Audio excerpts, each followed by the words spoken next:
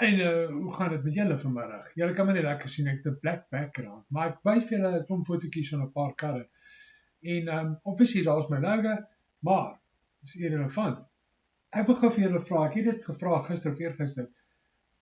As jy elke maand 'n kar moet betaal, gebruik jy die kar ten volle, is dit die geld werd, wat ook al.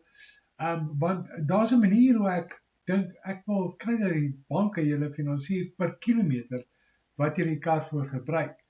Maar ek moet eers navraag kry rondom dit, verstaan?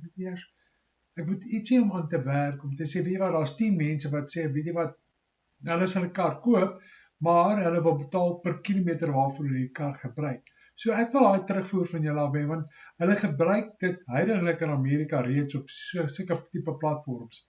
So aan die einde van die dag, jy gaan geld spaar.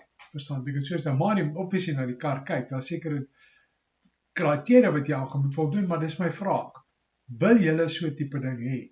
Want as julle dit wil hê, dan moet julle vir my sê, want dan sal ek begin 'n bietjie meer huiswerk doen rondom wat is die moontlikheid van dit.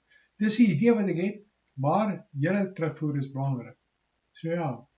Maar kyk, daar is baie nice karretjies, maar party van daai karre kos baie geld, maar jy betaal vir waarvoor hom gebruik, soos ek gesê het. Maar kom ons kyk, ek gaan vir julle, gee my net feedback op dit, asseblief man. Kyk, julle het my nommer is 063 742 4388. 063 742 4388. Ek soek terugvoer op dit, want dit gaan 'n relatief goeie platform wees vir julle. Kyk, kwaai.